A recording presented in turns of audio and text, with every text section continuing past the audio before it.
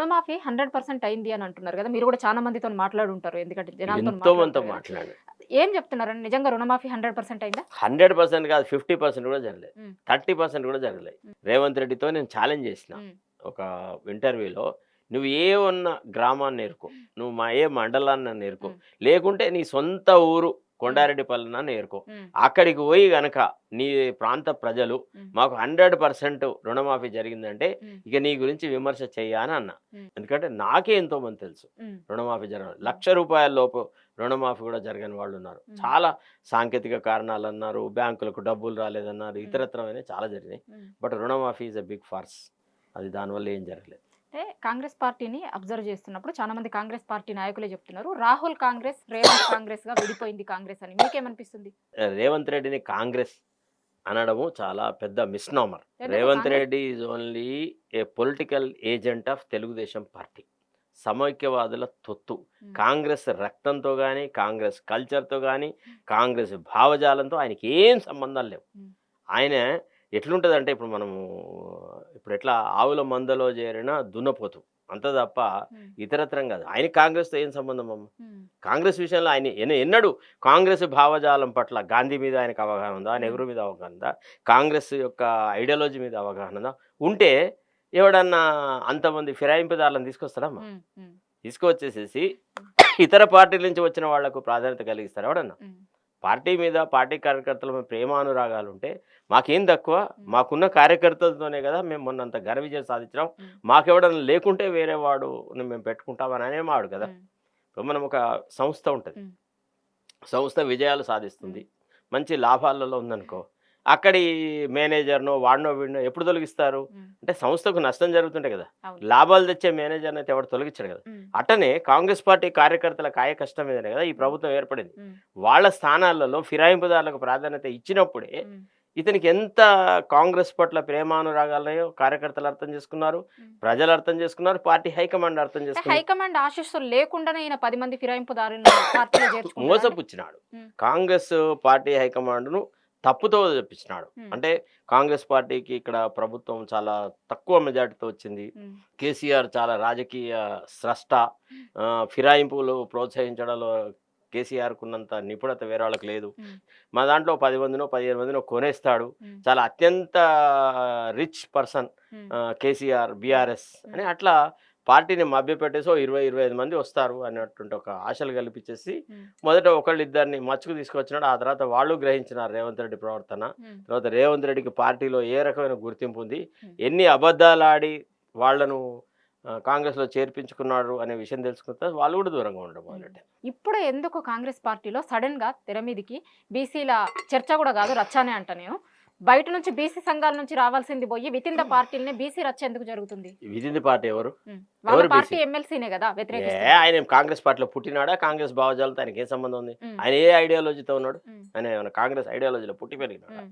లేకపోతే ఆయన బీజేపీలోకి పోలేదా? హ్మ్. ఆయనేందమ్మా రంగులు మార్చిన వ్యక్తి. హ్మ్. రకరకాల పార్టీలలో కానీ చేరినాడు. కాంగ్రెస్ పార్టీ బీఫామ్ మీద గెలిచిన వ్యక్తి అట్లా కాంగ్రెస్ చాలా పార్టీ మంది ఎమ్మెల్సీగానే కాంగ్రెస్ అయితాడు కదా! ఇంకో విషయం చెప్పన్నా, హ్మ్. కాంగ్రెస్ పార్టీ బీఫామ్ మీద ఎంతో మంది గెలిచినారు. గెలిచిన వాళ్ళందరూ ప్రజలతో ముడిపడి ఉన్నారా? హ్మ్. ప్రజాసేవ చేస్తున్నారా?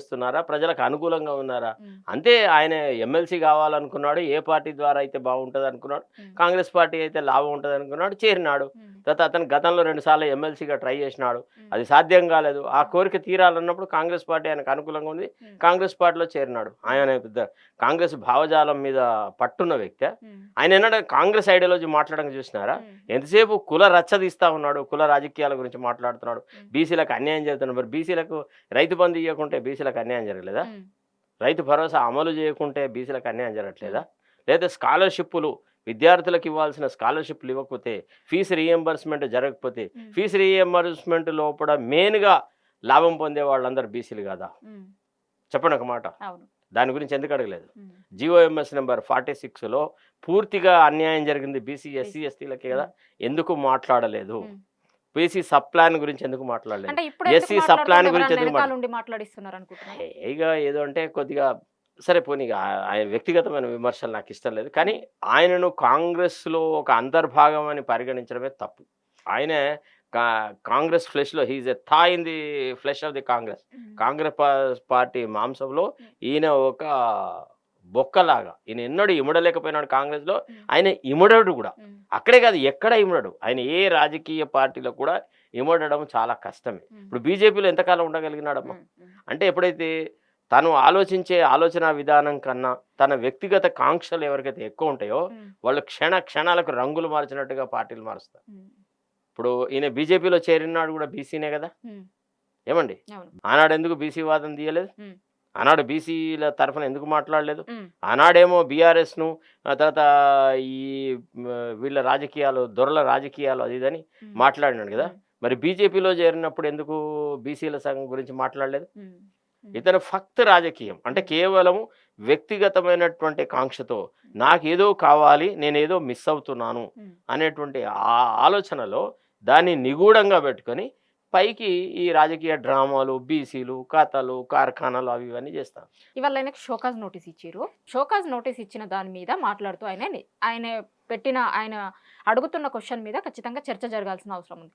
గతంలో కోమటిరెడ్డి పీసీసీ పదవిని డబ్బులు ఇచ్చి కొనుక్కున్నాడు అన్నప్పుడు ఆయనకు నోటీసులు ఇవ్వలేదు, ఆయన మీద చర్యలు తీసుకోలేదు. బీసీనైనా నా మీదే ఇట్లాంటివి ఎందుకు చేస్తున్నారు, నాకెందుకు నోటీసులు ఇచ్చారు, అగ్రకులాలకు ఒక న్యాయం బీసీలకు ఒక న్యాయం అంటుండు. అంటే అంత అవుతుంది రాజకీయ అవకాశవాదము.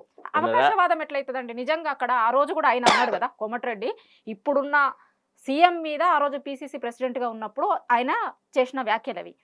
ఆ రోజు ఆయనకు నోటీసులు ఇవ్వకుండా ఈ రోజు ఆయనకు నోటీసులు ఎట్లా ఇస్తుంది ఒక విషయం చెప్పనా, ఇప్పుడు రేవంత్ రెడ్డి కోమటిరెడ్డి మాట్లాడినాడు అని అంటే 30-40 సంవత్సరాలు కాంగ్రెస్ పార్టీలో ఉన్నాడు, కాంగ్రెస్ పార్టీకి సేవ చేసినాడు, ఎంతో కాలం పార్టీలో వర్క్ చేసిన నన్ను కాదని, మాలాంటి సీనియర్లను కాదని, ఎవడో కొత్తగా ఎక్కడి నుంచో వచ్చిన వాడిని తీసుకొచ్చేసేసి సొంత కొడుకుండంగా ఇలుటప్ కొడుకు అంటే అడాప్టెడ్ సనికి ప్రాధాన్యత ఇస్తే పార్టీలోనే అంతర్గతంగా ఆయన బాధకు గురై పార్టీ హైకమాండ్ మీద మాట్లాడినాడు.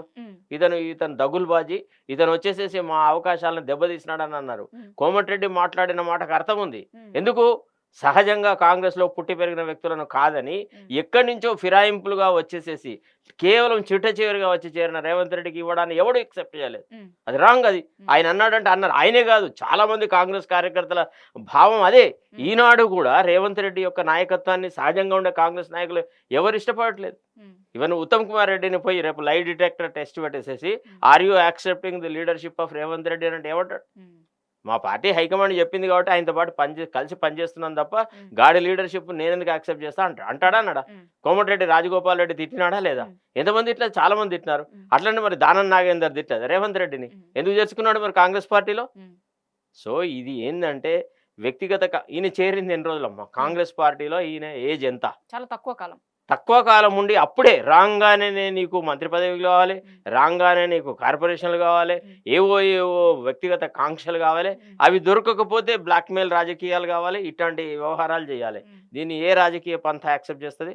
అంటే సంస్కరించబడిన ఏ పార్టీలో కూడా ఇతను ఇమడలేడు. ఇతను తన సొంతగా పార్టీ పెట్టుకొని తనకు నచ్చిన విధానంలో ఉంటే తప్ప ఇతర పార్టీలలో పోయి ఒక ఐడియాలజీతో నిమగ్నమై ఉండే వ్యక్తి అతను కాదు. అతను ఒక పాదరసం, ఏ మూసలో పోయలేము, చాలా కష్టం. ఈ పర్సంటేజ్లు ట్యాక్స్ల లొల్లేందండి కాంగ్రెస్ పార్టీలో? మొదటి నుంచి విన్నాం. అది కాంగ్రెస్ కల్చరే. కాంగ్రెస్ ఎప్పుడు అధికారంలోకి వచ్చినా కానీ ఈ పర్సంటేజ్ల వ్యవహారం ఉంటుంది. వీళ్ళు అంటే ఒక పద్ధతి ప్రకారంగా అవినీతి చేస్తారండి. కానీ ఎప్పుడైనా సరే ఏదైనా ట్యాక్స్ల గురించో ఇంకొక దాని గురించో మాట్లాడినప్పుడు అవతల పార్టీ వాళ్ళు లేకపోతే వేరే కాంట్రాక్టర్లో మాట్లాడడం చూస్తాం మనం. కానీ ఇక్కడ విత్ ఇన్ ద పార్టీలనే వాళ్ళ పార్టీ ఎమ్మెల్యేలే వాళ్ళ పార్టీ మంత్రుల ట్యాక్స్లకి వ్యతిరేకంగా డిన్నర్ మీటింగ్లు పెట్టుకుంటున్నారు, ఫామ్ హౌస్ లో మీటింగ్లు పెట్టుకుంటున్నారు. కాంగ్రెస్ రాజకీయాలు కాంగ్రెస్ పార్టీలో అంతర్గత ప్రజాస్వామ్యం ఎక్కువ, సీఎం ని తిట్టినా ఎవరిని తిట్టినా ఏం కాదు. అది కాకుండా కాంగ్రెస్ అవినీతి మీద మీకు అంత అవగాహన లేనట్టుంది. ఎందుకంటే ఇది ఇప్పటి కాదు, ఈవెన్ డాక్టర్ చెన్నారెడ్డి కాలం నుంచి కూడా ఈ పద్ధతి ఉండింది. ఈ పర్సంటేజ్లు కాంట్రాక్టర్ల దగ్గర డబ్బులు తీసుకోవడము 10%, 15% అనేది కాంగ్రెస్ లో అంతర్భాగము. Congress means Congress as a political party, Congress means Congress is a corruption party. దీనికి రెండు పర్యాయ పదాలు. కాంగ్రెస్ లో అవినీతి చేయకుండా ఉండే తరంగా ఉన్నటువంటి నాయకుల సంఖ్య చాలా తక్కువ. ఒకవేళ అట్లాంటి వాళ్ళు ఎవరైనా ఉంటే వాళ్ళు ఎంతో కాలం రాజకీయాల్లో మనజాలేదు. కాంగ్రెస్ అంటే ఏంటంటే నువ్వు ఎట్లయినా సంపాదించాలి, పార్టీ పెద్దలకు వాడికి వీడికి డబ్బులు ఖర్చు పెట్టాలి, సేవ కన్నా ఎక్కువగా డబ్బులు ఖర్చు పెట్టి అధికారం తెచ్చుకోవచ్చు. కాంగ్రెస్ పార్టీలో everything is for sale, it is an open action. MLC ticket is for action, ఎవడో ఎక్కువ డబ్బులు ఎవడుకుంటే వానికి ఇస్తారు. అట్లా జరుగుతుంది అనమాట. ఇక బీసీ రిజర్వేషన్లు, ఎస్సీ రిజర్వేషన్ అంట, ఆ బీసీలలో కూడా మళ్ళా డబ్బు పెట్టి కొనుక్కుంటేనే తప్ప ఎవడో సామాన్యుడికి ఒక్కడికి టికెట్ చెప్పండి. పార్టీకి నిజంగా సేవ చేసిన ఏ కార్యకర్తకు రాజ్యసభ సభ్యత్వం కానీ లేకపోతే ఎమ్మెల్సీ టికెట్ గారు ఇచ్చిన అనుభవం చూపెట్టండి నాకు. ఇచ్చినారా? ఎవరు దాదాపుగా అది రాదు. అది కాంగ్రెస్లో అది సాధ్యమే కాదు. కాంగ్రెస్లో ఎదగడము అని అంటే నీకు పార్టీ హైకమాండ్లో వెరీ క్లోజ్ రిలేషన్షిప్ ఉండాలా. ఇందిరాగాంధీ కుటుంబంతో చాలా దగ్గరగా ఉన్నట్టు ఢిల్లీ నాయకత్వంతో చాలా దగ్గరగా ఉండాలి. దానికి ఢిల్లీ వాళ్ళను మెప్పించాలి, రకరకాల కార్యక్రమాలు చేశారు. ఇంకా మహిళ అమ్మాయి నీతో నువ్వు మాట్లాడకూడదు, కానీ ఎంత దగులుబాజీ పనులు జరిగేదో కాంగ్రెస్ రాజకీయాల్లో. మేము ఎప్పుడు అమ్మ right from 1983 onwards I used to see how Congress leaders used to behave అనేది. ఇది న్యాచురల్. చివరిగా కాంగ్రెస్ పార్టీ అంటే మళ్ళా ముందడిగింది 10 ఏళ్ళు ఉంటాము అని చెప్పి 15 నెలలలోనే ఇట్లుంది. అసలు ఏమనిపిస్తుంది మొత్తం పాలనను చూస్తున్నప్పుడు మీకు? చాలా వెగటు కొడుతుంది, చాలా దుర్వాసనతో కూడింది. ఏనరా? చాలా దుర్మార్గమైన పాలన ఉంది, ప్రజాకంటకమైన పాలన జరుగుతుంది. కాబట్టి కాంగ్రెస్ మీద ప్రజలకు నమ్మకం లేదు. ప్రజలు ఆల్రెడీ ఒక నిర్ణయానికి వచ్చేసినారు, పొరపాటు చేసినాము, అసలు అంతో కొంత అదే బాగుండేది అనేటువంటి భావనలో ఉన్నారు. థ్యాంక్ యూ అండి. నమస్కారం.